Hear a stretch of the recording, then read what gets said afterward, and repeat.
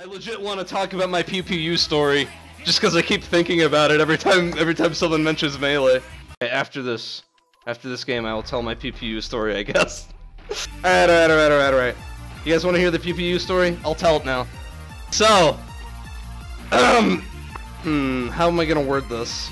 How Pewpewu became one of my favorite players. How Pewpewu became one of my favorite Melee players. How Pewpewu ascended the ranks to become one of my most favorite players of Melee. So, we were at Genesis 3.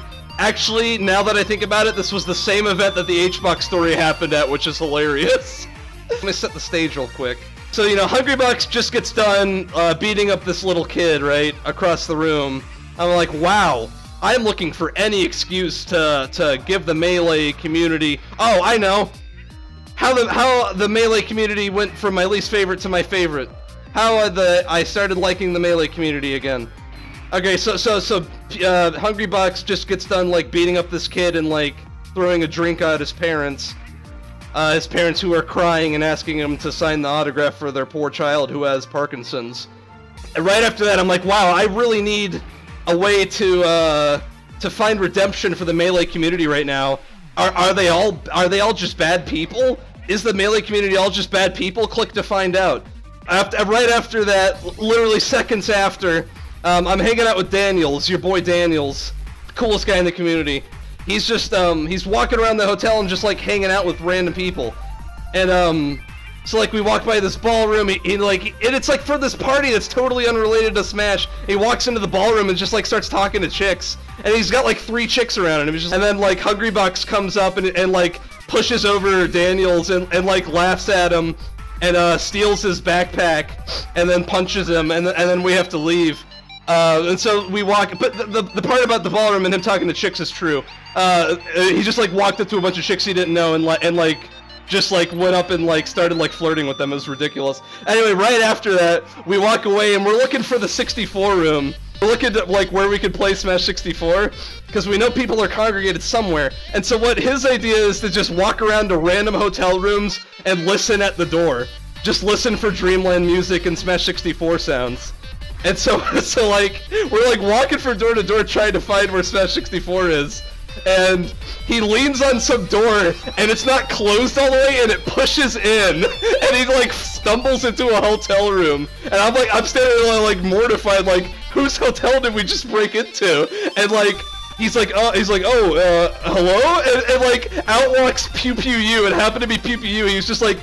He's like chilling with his girlfriend in a hotel room alone, like they were just sitting there. No one else was there, they were just like hanging out.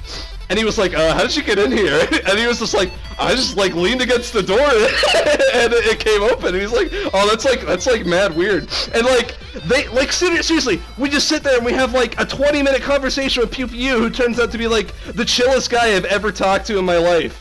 And he's like, going on and on. He's like, oh, we start talking about Smash 64, and he's like, oh yeah, I played 64 a couple times. You know, it's a pretty fun game. You know, he's just like super cool. Even though we just like broke into his hotel room and we're like totally intruding on his privacy. I'm like looking at Daniels. I'm like, dude, we should probably just go, huh? And he's like, oh no, he's cool. And they're just like talking, and it's like he's just like the chillest guy I've ever talked to. And you know, like from there, he's like entered a bunch of 64 stuff. I'm convinced Pewpewu is the future, man. He is the future of 64. He is the future of Melee. He is a good person all around.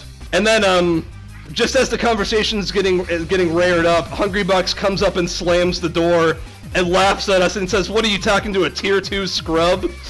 And he says, he'll never be the future of Melee or 64. And if you ever make a video saying so, I'm gonna sue you for defamation. And then, actually, that was Hbox's mom who said that. And that was the story. Pretty good story, though. All true. Although it's hilarious. I'm worried a lot of this isn't going to be taken seriously. It really was the same event as Genesis, and the same event that that Hbox did the thing for the kid. It was the same event, and it was like probably the same day.